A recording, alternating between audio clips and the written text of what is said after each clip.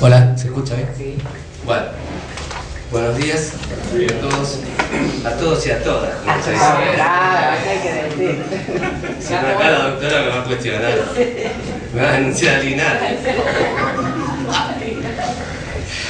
Bueno, lamentablemente por la lluvia somos pocos, pero somos buenos. Bueno, hoy vamos a abordar la segunda parte de este mini programa que nos planteamos, extensión de responsabilidades. Yo diría que yo lo enfocaría como un panorama, naturalmente que no va a agotar la rica temática que plantea, de supuestos en los cuales se le imputa responsabilidad por incumplimiento de las normas laborales a terceros que no son empleadores. Situación o conjunto de situaciones que cada día más se plantean en la vida judicial y en el ejercicio profesional. Es decir, nosotros estábamos acostumbrados ya hace unos cuantos años a que el universo de cuestiones laborales se planteaban entre dos partes, las dos partes que implicaban la relación de trabajo. Por un lado el trabajador y por el otro lado el empleador.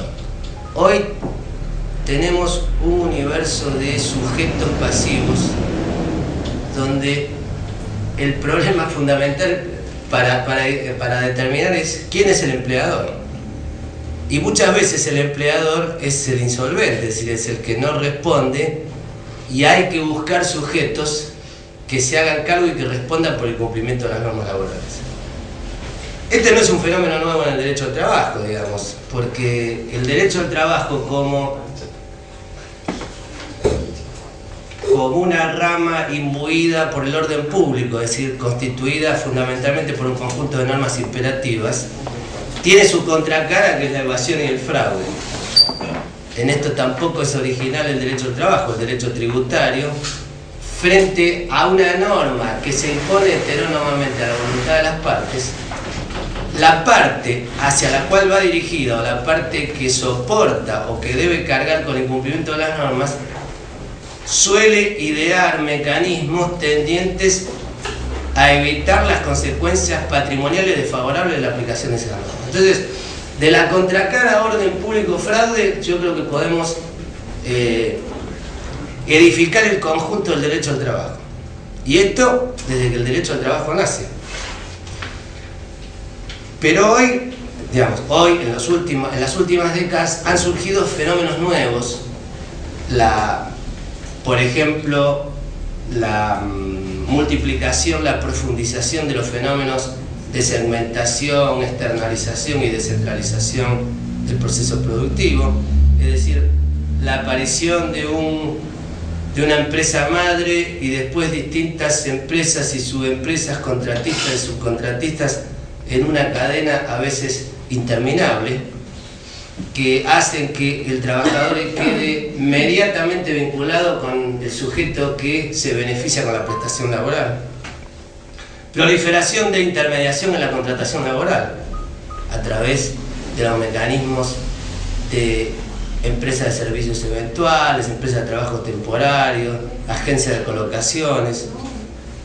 Todo el fenómeno nuevo de imputación de responsabilidad a socios y administradores de sociedades comerciales, fundamentalmente sociedades anónimas y sociedades de responsabilidad limitada, que también es un fenómeno que surge en la jurisprudencia a raíz de situaciones fácticas que llevaban a sentencias de cumplimiento imposible. Esta es una reacción de la jurisprudencia, sobre todo la jurisprudencia de la Cámara Nacional de Apelación de Trabajo, frente a situaciones en las cuales el trabajador tenía una sentencia firme, la iba a ejecutar y no encontraba nada.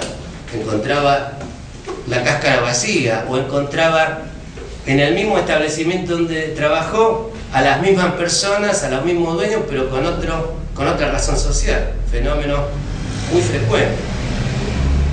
Bueno, de todo eso vamos a tratar de dar un pequeño panorama, nuevamente con la misma perspectiva que nos planteamos ayer, de hacer un diálogo donde lo que interese es lo que a ustedes les genere más relevancia y más interés a partir de la experiencia concreta que se vive aquí.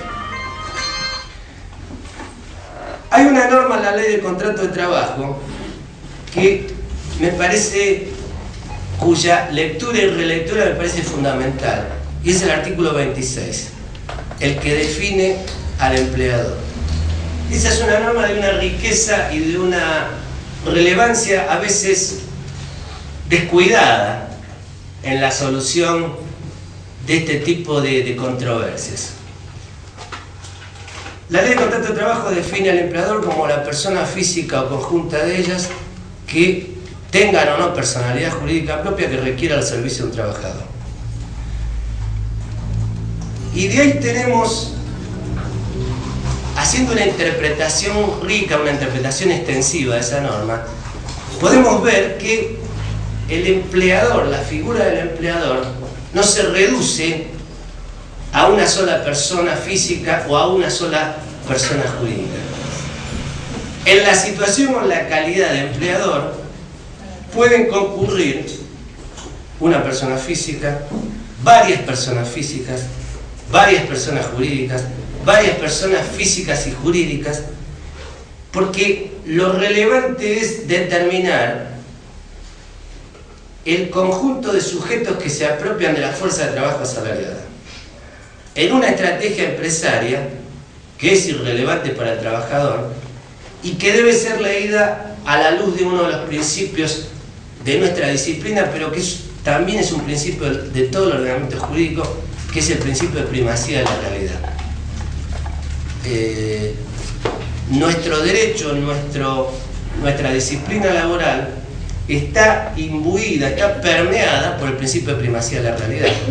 Deben prevalecer las situaciones objetivas y reales por sobre las formas, porque si las formas,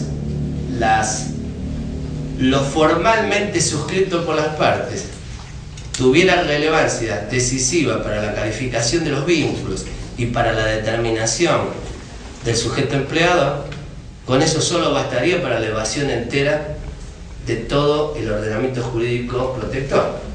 Porque al empleador o al sujeto que se quiere liberar de responsabilidad le bastaría hacerle firmar al trabajador y decirle: mire, este contrato de trabajo usted lo celebra con Juancito Sociedad Anónima. Y Juancito Sociedad Anónima es una cáscara vacía.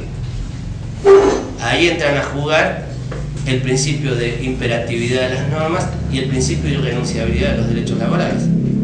Artículo 12 de la Ley de Contrato de Trabajo. El trabajador puede haber firmado lo que le hacen firmar, pero lo que interesa es lo que ocurre en la realidad. Ese me parece un fenómeno importante porque en muchos de los supuestos que se suelen plantear encuadrando en las situaciones descritas en el artículo 29, en el artículo 30, o sea, en supuestos de intermediación en la contratación o de contratación o subcontratación, suelen encuadrar perfectamente en el artículo 26. ¿Por qué? Porque hay datos objetivos de la realidad concreta de cómo se desarrolló ese vínculo, que permiten determinar, por ejemplo, que el empresario principal que actúa como contratista principal, en realidad en los hechos se desempeña como empleador. ¿Por qué? Porque da órdenes de trabajo, porque los supervisores, los gerentes de esa empresa terminan ordenándole a los trabajadores. Es muy típico el caso, por ejemplo, en Buenos Aires, de los servicios de vigilancia en los bancos. No sé aquí cómo será, no conozco la realidad. Uno va a una sucursal bancaria y se encuentra el vigilador, que generalmente es un empleado de una empresa de seguridad privada, cumpliendo tareas bancarias. Ordena la fila, da números, dice atiende. Bueno, la caja no atiende porque las funciones de cajero tienen otra responsabilidad. Pero está integrado a ese establecimiento recibiendo órdenes del personal del banco. Por lo tanto, se transforma en los hechos en un empleado directo del banco. Más allá de la discusión que después vamos a dar, si la vigilancia es una actividad normal y específica propia del establecimiento bancario. Les digo, el principio de primacía de la realidad, leído a partir del artículo 26, me parece que nos da una primera clave importante. Segundo tema vinculado a la interpretación del artículo 26. Suele darse, a mí me ha tocado resolver, situaciones en las cuales en un vínculo laboral de una cierta duración, frente al trabajador aparecen alternada y sucesivamente distintos sujetos.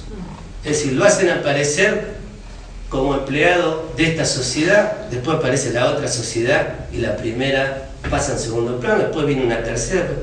Bueno, toda esa alternancia, sucesión y conjunción determina que en ese hecho todos sean empleadores. Porque la idea de empleador plural o empleador múltiple del artículo 26 nos permite imputar responsabilidad como empleadores a todos, aunque no actúen simultáneamente y sin necesidad de demostrar fraude como conducta subjetiva y patológica. Es decir, no necesitamos ir al artículo 31, que es la idea de grupo o conjunto económico de carácter permanente, etc. A mí me tocó resolver un caso muy interesante donde el trabajador pasó sucesivamente por distintas sociedades,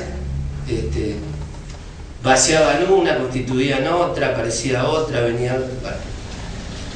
Cuestión de hecho y prueba, pero el artículo 26, insisto, es una herramienta muy relevante.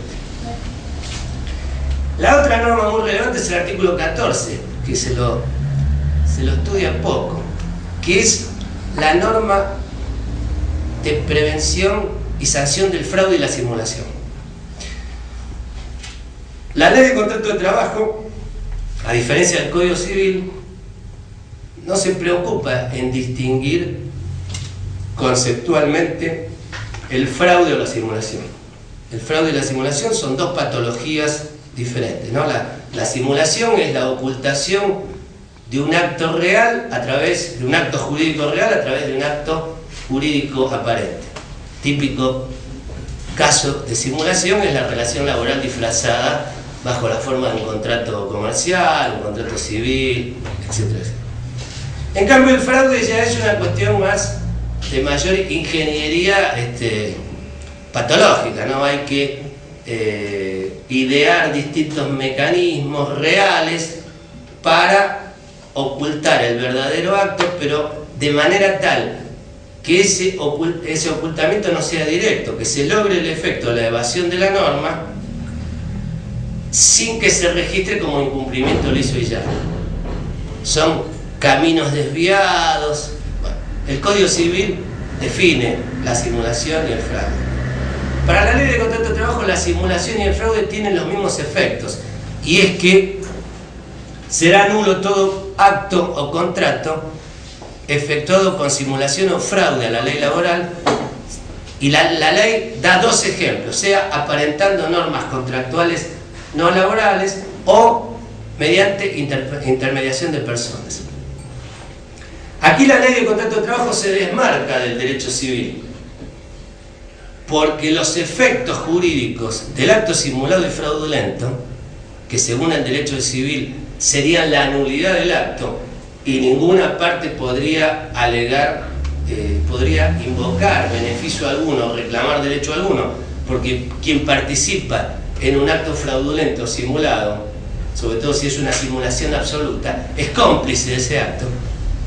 Como el derecho al trabajo tiene por finalidad tutelar al trabajador, el trabajador no puede ser considerado, digamos, partícipe del fraude de la simulación, es su víctima. Desde esa perspectiva hay que mirar la cosa. Y la segunda diferencia es que en el derecho al trabajo, como se preserva o se trata de preservar la validez de los actos en tanto de ellos nacen derechos para el trabajador, se produce el efecto de la sustitución de las cláusulas nulas por las normas imperativas del derecho al trabajo. ¿qué pasa? Desaparece la relación comercial simulada y emerge la verdadera relación laboral asalariada. Por tanto, ese sujeto activo, que es un verdadero trabajador, puede invocar y hacer efectivos los derechos que emanan del orden jurídico laboral. Lo mismo con el fraude. Yo interpongo un sujeto, o aparece interpuesto un sujeto en la relación laboral, un hombre de paja, un testaferro. Ese hombre de paja y testaferro desaparece, se lo corre de la escena, y el vínculo laboral queda anudado directamente entre el trabajador y el empleador, sin perjuicio a la responsabilidad solidaria imputable a ese sujeto por su participación en un acto fraudulento, salvo que ese sujeto sea otro trabajador dependiente, en cuyo caso él también será una víctima, que lo colocaron ahí como pantalla, pero él no recibe ningún beneficio, por lo tanto no cabrá imputarle responsabilidad alguna. Por tanto, me parece que esas dos normas tienen una gran riqueza y habría que utilizarlas y trabajarlas con mucha más asiduidad. Otra cuestión que me parece importante, sobre todo para procesar los planteos que suelen hacerse en derredor de estos supuestos de varios sujetos pasivos en calidad de empleadores o en calidad de deudores del trabajador, y es que aquí rige en toda su plenitud el iura nobis curiae. Es decir, quien formula un reclamo contra varios sujetos, sean empleadores o sea uno empleador y otros terceros solidariamente responsables, a quien efectúa el reclamo le incumbe la carga de exponer los hechos, de describir la situación fáctica. Bueno, este me contrató, o yo trabajaba para o tal o cual cosa.